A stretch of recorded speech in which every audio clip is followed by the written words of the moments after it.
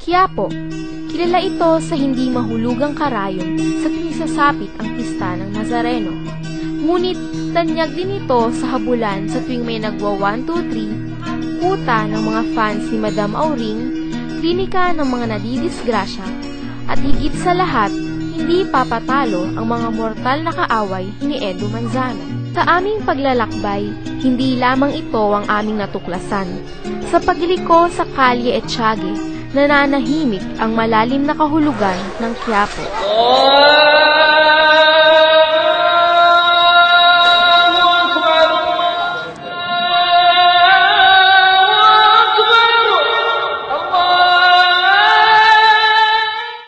Narinig niyo po yung word na Islam. Ano po yung pumapasok sa utak? Ano po yung naiisip niyo? Pag nakakakita po kayo ng Muslim, ano po yung impression niyo? Para sa akin, mas magandang ang anuhan dahil masyadong mga reliyoso itong mga tao to. Before po mag-rise yung sun, 12 o'clock, 3 o'clock, 6 o'clock, tapos before midnight. Ang tinatawag na Muslim, yung kaya niyang gampanan yung purification ng isang Islam. Kasi ang Islam, yun ang religion. Yung Muslim, yung tao na nasa loob ng religion na Islam. Kasi pag Islam yung biglang nasabi sa akin, yung pinakauna ko talagang naiisip, terorista, yung mga Abu Sayyaf. Ayun, di naman sa pero yun talaga yung naisip ko.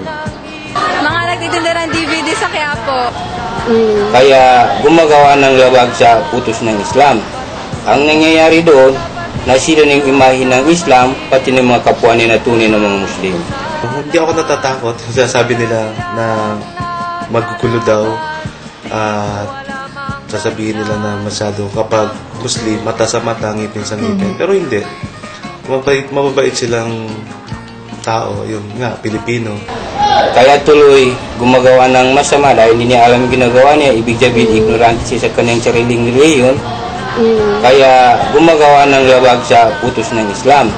Ang nangyayari doon, nasira ng imahe ng Islam, pati ng mga kapwa nila tunay ng mga Muslim.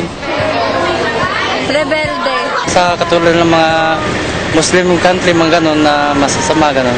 Gaya ng Iraq, ganun lang. Mas maraming asawa, hindi kumakain ng karne.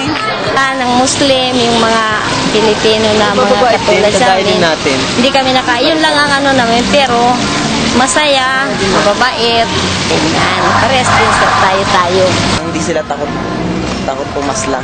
Lagi may hawak ng mga baril. Nakatalubong. Ewan kung bakit. Nagtitinda sila ng DVD, tapos nagtitinda sila ng mga sinturon ganyan. Ang Islam ay religion of peace. Peaceful. Una-una ito nanggagaling sa tunay na Diyos. Si Allah. Yung Allah na yan, hindi naglagyan ng pangalan ni tao. Ang Allah, siya mismo ang nagsabi sa kanyang pangalan. Panahon pa ni Moses, sa Taura, sinabi niya, Anallahu Rabbul Alamin. Ako si Allah na Tuhan ng mga, o Diyos ng mga daigdig. There is no alteration committed against the Quran. Kaya sa Biblia, dahil alam natin yan, kahit kayo alam niyo na maraming dinuktur diyan, may nawala, may hindi na makita, nawala yung salitang ganun na ako si Allah.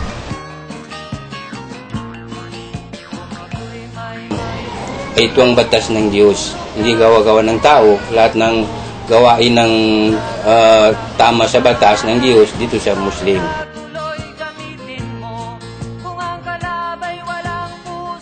Pero kahit anong uri ng relihiyon, naniwala pa na mayroong tagalikan ng lupa, langit sa kabuuan.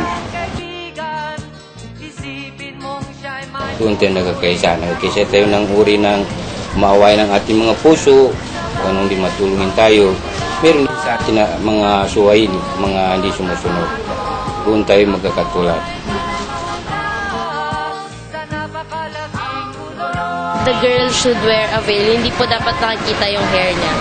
Walang mga ganyan, belo o yung kumbong, dahil kami ang tunay na sumusunod kay Maria o Mariam na anak. Bawal sa amin yung walang kumbong, naka-short, Kung maaari lang yan, pwede pa yan, makatago lahat-lahat yan, walang makikita sa mga Muslim na babae.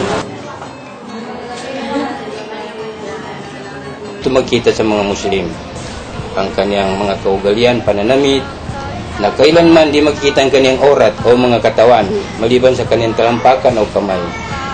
Yun ang tunay na sumusunod sa kay Mariam o Maria na anak at nanay ni Jesus. Yung hijab, yung kumbong, depende lang yan sa tao, sa babae. Kung kung gusto mong magkumbong, hindi gawin mo. Kasi hindi po ako naka-veil ngayon, di ba? Kasi po, I'm in school po, tapos pinapayagan po ang parents ko na hindi po na mag-veil. Pero pag po nasa place na talagang lumalabas po kami, naka-veil. Kasi noon, mga katanungan ko, ang sagot sa akin, puro mystery. Parang ganun, mystery pa rin, hindi ko pa rin talaga, doon ko nakita yung mga kasagutan na hindi misteryo, na talaga meron silang scientific basis din. Lahat, pamula sa Quran, pamula sa everything nandoon. Tapos, yun na yung time din na hinahanap ko na talaga, hindi ko na maitago. Talagang, kumbaga, nagladlad na ako. Eto na, sinilabas ko na talaga yung tanaw dito. Si Robin Padilla na marahil ang pinakasikat na balik Islam sa Pilipinas. Tinawag na bad boy ng pelikulang Pilipino. Pero ngayon, si Robin o Abdulaziz, mula nang mag-Muslim, naging huwarang ama. Mag-Muslim. Sikat akong artista. Actionista rin. Bakit siya nagpakuha? Sabi ng Biblia, mahalin mo ang nag-iisang Diyos. Sa Islam, itinuturo yung iisa lang ang Diyos. At kailanman, siya lang mag-isa. Kung hindi pa ako Muslim, hindi naman sa dati rin akong loko-loko. Nakarating ako sa malayong lugar dahil sa kalukuhan. Nagbalik Islam ako dahil doon ko nakita ang tunay na pananampalataya. In-embrace ko, nag-embrace ako sa Islam dahil iba yung naramdaman ko. Talagang na-feel ko talaga na parang iba talaga. Yung peace talaga na gusto mo ng peace, gusto mo ng kapayapaan, ayaw mo ng gulo, embrace Islam. Doon mo makikita.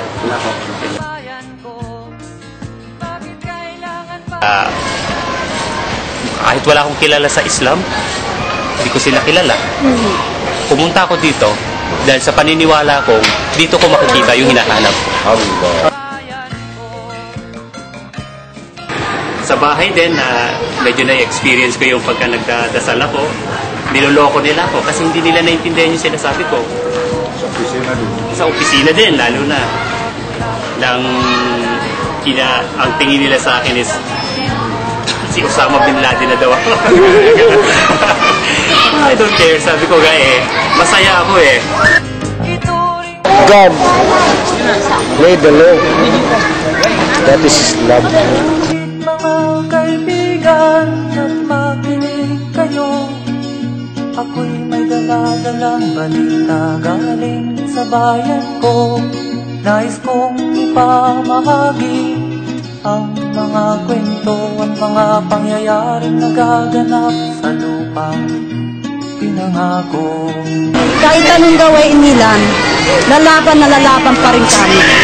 Hanggang kamakayan nan, ilalaban namin ang pagka-Muslim namin.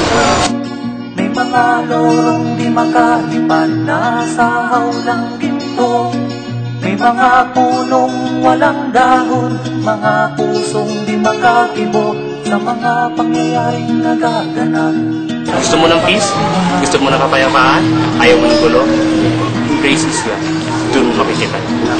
Mula nang makita ko ang lupang ito, nakita ko rin ang munting apoy sa puso ng tao. Hinatungan ng mga kabulukan hanggang sa lumago. Ngayon ang puso'y may takot sa lupang pinangako. Sa aming paglisan sa komunidad ng ating mga kapatid na Muslim, isang pabaon ang nais nilang ipamahagi sa ating lipunan. Kailan tayo masisilaw sa sinag ng buwan na matagal nang nagtatago sa likod ng Quiapo. Ang mga pangyayaring nagaganap sa lupang ipinangako. Dati-rati ang mga bukid ay kulay